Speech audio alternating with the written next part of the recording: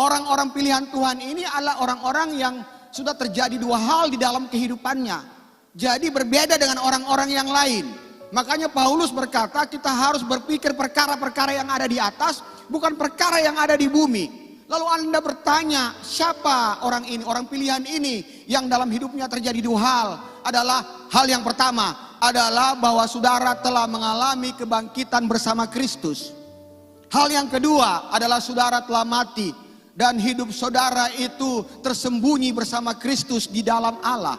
Orang-orang yang seperti inilah yang Paulus berkata, maka Anda harus berpikir perkara-perkara yang ada yang di atas. Karena akhir daripada tujuan ini semua berbicara tentang kemuliaan, ini semua berbicara tentang kekekalan. Seperti yang kita lihat tadi di dalam Kolose pasal 3 ayat yang keempat. Jadi hal yang pertama yang harus kita lihat dulu tentang kebangkitan, dibangkitkan bersama dengan Kristus.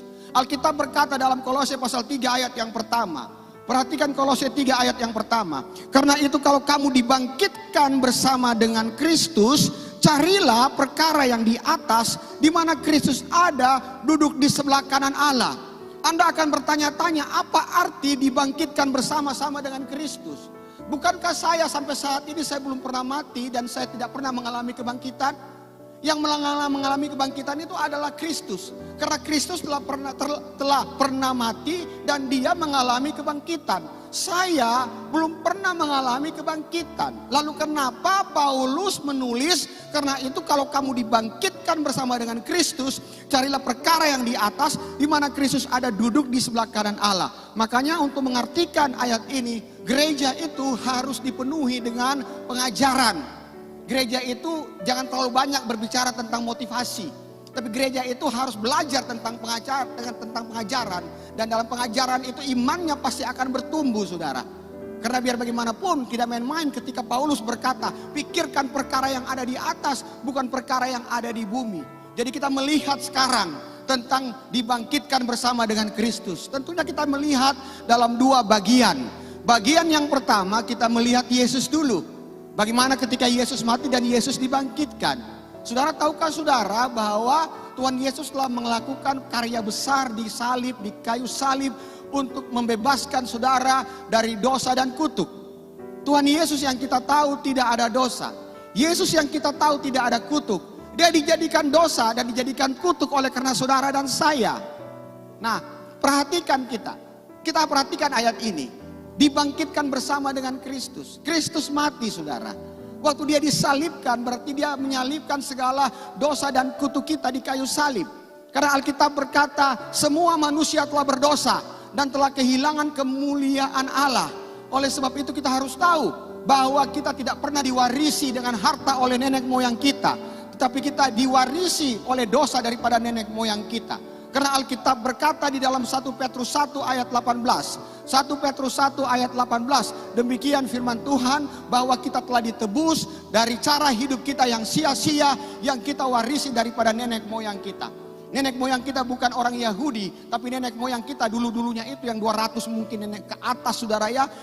Mereka itu semua menyembah berhala. Dan mereka melakukan pelanggaran terhadap hukum 1 dan hukum 2 dalam hukum Taurat. Hukum 1 berkata jangan ada padamu ilah-ilah lain. Hukum 2 berkata jangan engkau membuat patung yang berupa apapun juga dan engkau sujud menyembah dia. Nenek-nenek moyang kita sudah lakukan ini semua. Sehingga dia mewarisi kita bukan kekayaan, tetapi dia mewarisi kita, saudara dan saya, adalah dosa. Tapi itu semua sudah diselesaikan di kayu salib.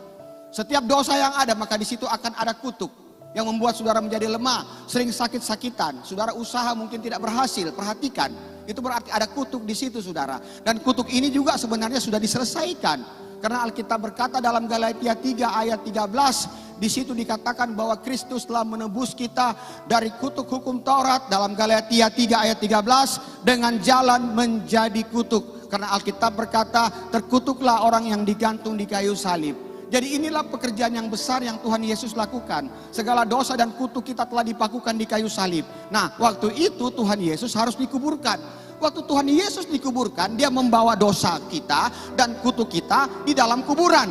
Dan dia tinggalkan di dalam kuburan. Serta itu dia turun ke alam maut, dia mau menyatakan diri, aku berkuasa terhadap maut. Dan ketika pada hari yang ketiga, saudara, dia bangkit, Bapak Ibu Saudara, itu artinya kuasa dosa sudah tidak ada lagi. Karena dia sudah bangkit. Kalau saudara lihat Yesus bangkit, berarti dosa dan kutuk kita itu sudah tidak ada lagi, saudara. Jadi itulah yang disebut dengan Yesus bangkit pada saat itu. Lalu apa kaitannya dengan saudara dibangkitkan bersama dengan dia? Itulah yang disebut dengan bagian yang kedua. Dibangkitkan bersama dengan dia, ini berbicara tentang baptisan. Sekali lagi saya katakan, dibangkitkan bersama Kristus seperti yang dikatakan di dalam Kolose pasal 3, saudara. Ayat yang pertama itu adalah berbicara tentang baptisan. Bagaimana kita menjelaskan tentang hal ini, saudara? Jadi Bapak Ibu Saudara, artinya apa? Bahwa Tuhan Yesus sudah membuat suatu karya besar di kayu salib, bahwa segala kuasa dosa dan kutuk kita sudah tidak ada lagi. Saudara dan saya pada saat itu tinggal percaya kepada Yesus sebagai Tuhan dan Juru Selamat. Kita bertobat dan saudara, kemudian kita dibaptis untuk pengampunan dosa-dosa kita. Dan ketika kita keluar dari air, kita mengalami apa yang disebut dengan curahan Roh Kudus.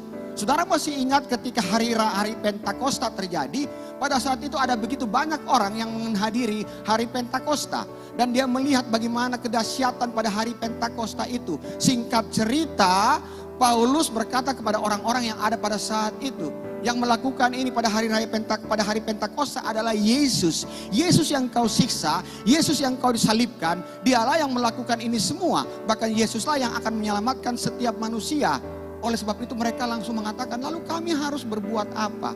Alkitab berkata dalam Kisah Rasul 2 ayat yang ke-37, demikian firman Tuhan. Ini jawaban daripada orang-orang yang ada pada saat itu. Ketika mereka mendengar hal itu, hati mereka sangat terharu akan penjelasan daripada Petrus. Lalu mereka bertanya kepada Petrus dan rasul-rasul yang lain, apakah yang harus kami perbuat, saudara-saudara? Kemudian Petrus menjelaskan hal sesuatu yang luar biasa. Apa yang Petrus jelaskan? Alkitab berkata di dalam ayat ke-38. Ayat 38 berkata begini, Petrus berkata, bertobatlah dan berilah dirimu dibaptis dalam nama Yesus untuk pengampunan dosamu. Dan engkau akan menerima karunia Roh Kudus. Karunia Roh Kudus itulah hadiah roh Allah dari Allah. Yang disebut dengan roh kebenaran atau Holy Spirit, saudara. Jadi inilah yang harus dilakukan. Makanya pada saat itu ketika orang bertobat dan orang dibaptis, saudara, waktu mereka masuk di dalam air, maka segala yang disebut dengan manusia lama mereka, segala manusia daging mereka itu dikuburkan bersama kematian Kristus, saudara, di dalam baptisan. Dan ketika kita keluar dari air, kita telah menanggalkan segala dosa kita, menanggalkan segala beban, menanggalkan segala manusia lama kita, menanggalkan segala kehidupan daging kita, sehingga kita menjadi manusia yang baru. Untuk membantu supaya Anda mengerti, kita akan melihat di dalam Roma pasal 6 ayat yang ketiga. Perhatikan Roma pasal yang ke-6 ayat yang ketiga. Alkitab berkata begini, atau tidak tahukah kamu bahwa kita semua yang telah dibaptis dalam Kristus telah dibaptis dalam kematiannya? Supaya saudara mengerti tentang apa arti daripada kata baptisan. Atau tidak tahukah kamu bahwa kita semua yang telah dibaptis dalam Kristus telah dibaptis dalam kematiannya? Ayat yang keempat. Alkitab berkata begini, dengan demikian kita telah dikuburkan bersama-sama dengan Dia oleh baptisan dan kematian, supaya sama seperti Kristus telah dibangkitkan dari antara orang mati oleh kemuliaan Bapa, demikian juga kita akan hidup dalam hidup yang baru. Jadi dibangkitkan bersama-sama dengan Kristus, saudara. Kristus dibangkitkan dari antara orang mati, saudara dibangkitkan ketika saudara masuk dalam air, saudara keluar dari dalam air, saudara mengalami kebangkitan, dan saudara tahu saudara adalah manusia yang baru. Manusia yang baru, sudah bukan manusia yang lama lagi, saudara. Itulah arti daripada dibangkitkan bersama dengan Kristus.